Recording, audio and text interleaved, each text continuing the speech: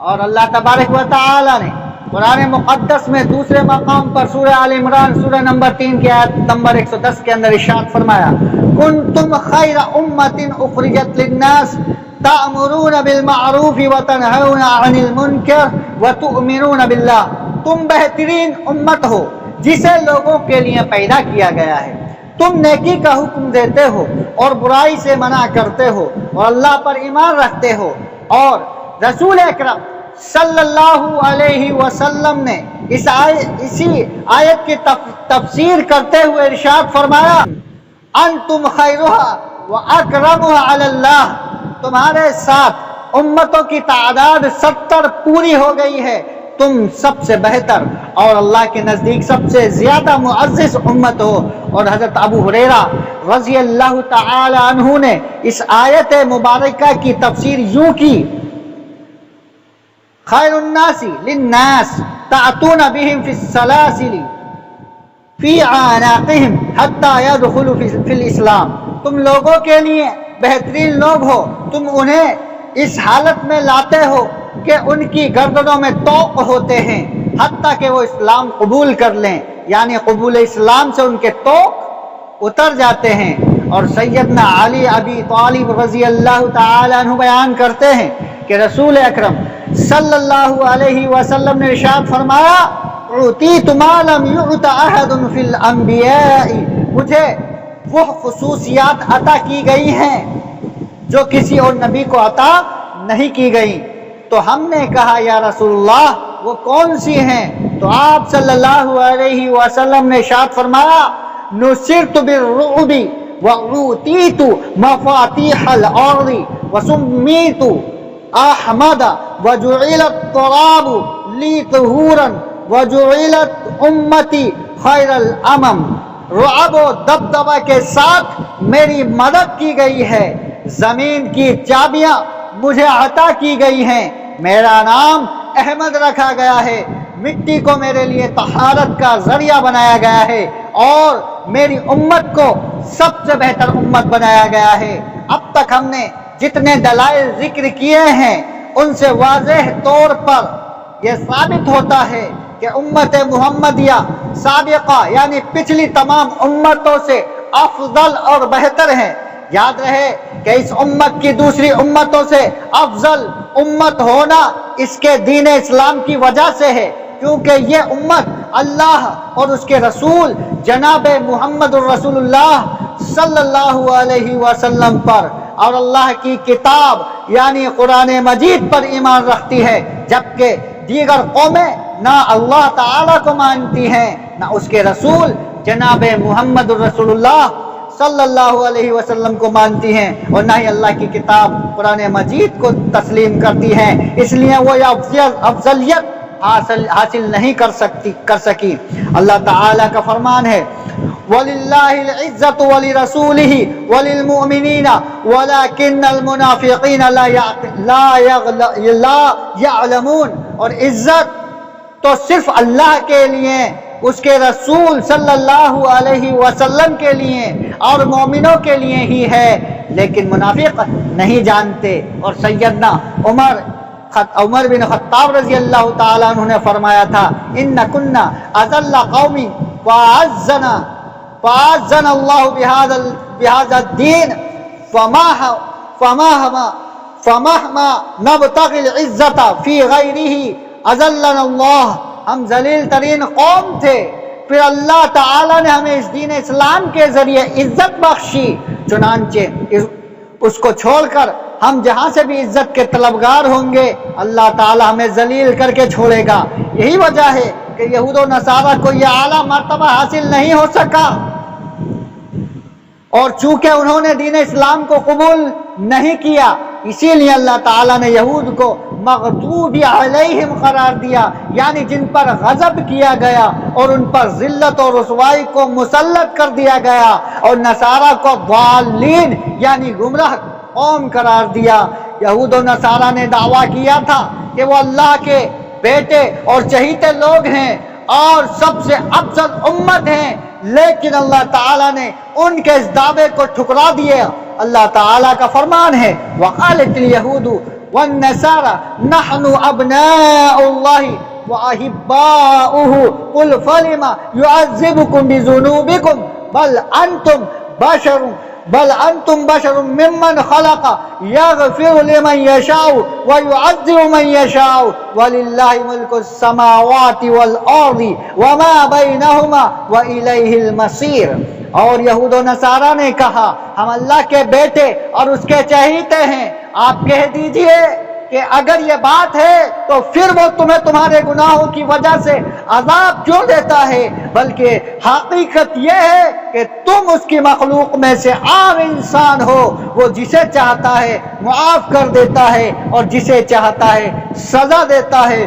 اور آسمان اور زمین اور جو کچھ ان دونوں میں سے ہے سب کا مالک اللہ ہی ہے اور اسی کی طرف سب کو جانا ہے.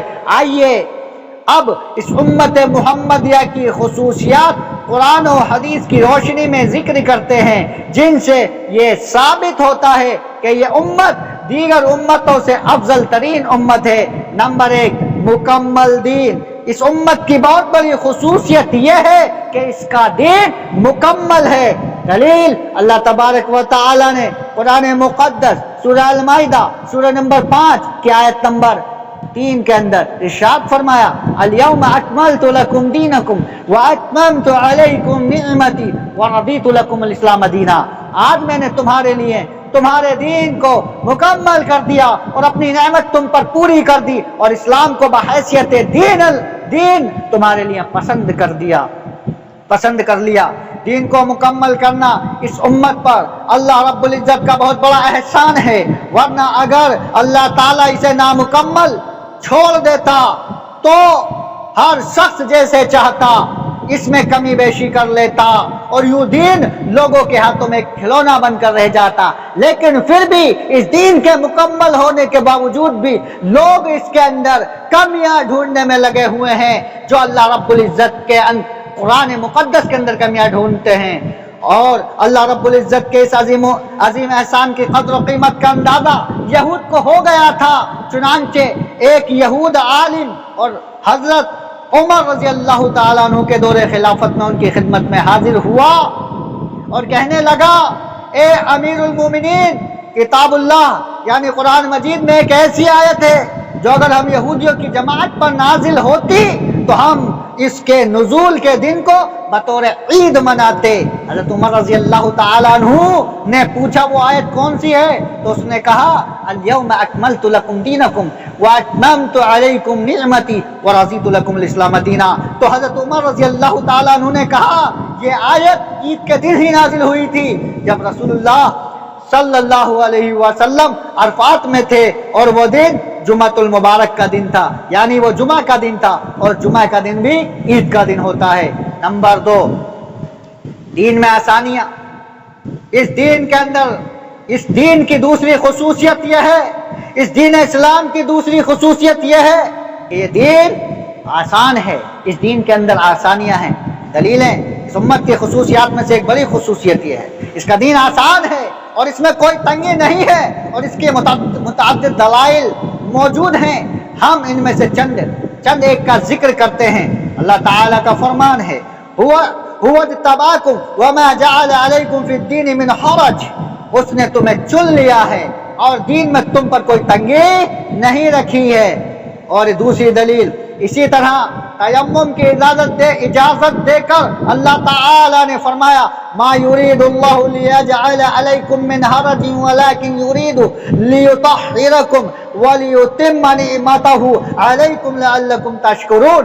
اللہ تم پر تنگی نہیں کرنا چاہتا بلکہ وہ چاہتا ہے کہ تمہیں پاک کر دے اور تم پر اپنی نعمت پوری کرے تاکہ تم اس کے شکر گزار ہو، اس کے شکر گزار بنو. اسی طرح اللہ تبارک و تعالی نے فرمایا یرید اللہ ان یخفف عنکم وخلق الانسان ضعیفا. اللہ تعالی چاہتا ہے کہ تم سے تخفیف کرے، تمہارے وزن کو کم کرے، تمہارے اندر تخفیف کرے، تم سے تخفیف کرے اور انسان اور انسان تو کمزور ہی پیدا کیا گیا ہے. وَخُلِقَ الْإِنسَانُ ضَعِيفًا، اور انسان تو کمزور ہی پیدا کیا گیا ہے. اسی طرح مریض اور مسافر کو رمضان میں روزہ چھوڑنے کی رخصت دے کر اللہ تعالیٰ نے فرمایا یرید اللہ بکم اليسر ولا یرید بکم العسر، اللہ تعالیٰ تمہارے ساتھ آسانی کا برتاؤ چاہتا ہے، تنگی کا نہیں چاہتا. اسی طرح اللہ تعالیٰ نے اس دین میں آسانیاں رکھی ہیں. اللہ تعالیٰ نے اپنے پیارے نبی جناب محمد رسول اللہ صلی اللہ علیہ وسلم کے ذریعے اس امت سے وہ بوجھ اتار دیے اور وہ بندشیں کھول دی جن میں پہلی امتیں جکڑی ہوئی تھی. اللہ تعالیٰ کا فرمان ہے جو لوگ رسول اور نبی امی کی اتباع کرتے ہیں، جن کا ذکر وہ اپنے پاس تورات و انجیل میں لکھا ہوا پاتے ہیں، وہ انہیں نیک باتوں کا حکم دیتے ہیں اور بری باتوں سے منع کرتے ہیں، پاکیزہ چیزوں کو حلال بتاتے ہیں اور ناپاک چیزوں کو ان پر حرام فرماتے ہیں، اور ان لوگوں پر جو بوجھ اور توق تھے ان کو ان سے دور کرتے ہیں. آئیے اس کی کچھ مثالیں ذکر کرتے ہیں جن سے یہ ثابت ہوتا ہے کہ اللہ تعالیٰ نے اس امت سے بڑے بڑے بوجھ اتار دیے ہیں. نمبر 1، بنو اسرائیل میں کسی کے کپڑے پر پیشاب لگتا تو اسے اسی جگہ کو کینچی سے کاٹنا پڑتا. یہ صحیح بخاری کی روایت کا الفاظ ہے، جبکہ صحیح مسلم میں ہے کہ کسی کی جلد پر یعنی اس چمڑی پر پیشاب لگتا تو اسے اس جگہ کو کینچی سے کاٹنا پڑتا. اور مسند احمد میں ہے کہ رسول اکرم صلی اللہ علیہ وسلم نے فرمایا ان بنی اسرائیل کان احدهم اذا اصابه الشيء من البول قرضه بالمقاريض، بنو اسرائیل میں سے کسی کو تھوڑا سا پیشاب لگتا تو وہ اس جگہ کو کینچیوں سے کاٹ دیتا. یہ بہت بڑا بوجھ تھا بنو اسرائیل پر جسے اللہ تعالیٰ نے اس امت سے اتار دیا، اور جہاں پیشاب لگے اسے کاٹنے کا نہیں بلکہ صرف پانی سے دھونے کا حکم دیا.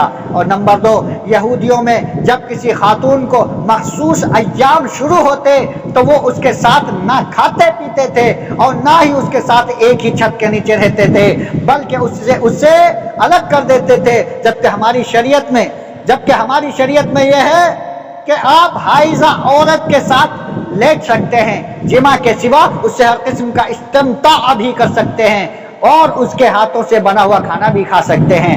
اور اللہ تبارک و تعالیٰ نے اس دین محمدیہ میں اور بھی بہت ساری آسانیاں کی. جبکہ بنو اسرائیل میں کوئی شخص کسی گناہ کا ارتکاب کرتا تو اس کے گھر کے دروازے پر وہ گناہ اور اس کا کفارہ لکھ دیا جاتا جس سے اس کی رسوائی ہوتی، جبکہ امت محمدیہ کا معاملہ ایسا نہیں ہے. اور اسی طرح بنو اسرائیل میں جو شخص روزے کے دوران رات کو سو جاتا تو اس کے بعد اسے کھانے پینے کی اجازت نہ ہوتی، یہاں تک کہ اگلے روز غروب آفتاب تک اسے انتظار کرنا پڑتا. جبکہ امت محمدیہ کو اللہ تعالیٰ نے صبح صادق تک کھانے پینے کی رخصت دی ہے. ان تمام دلائل سے ثابت ہوتا ہے کہ اللہ تعالیٰ نے امت محمدیہ کی شریعت میں وہ آسانیاں رکھی ہیں جو پہلی امتوں کی شریعتوں میں نہ تھی.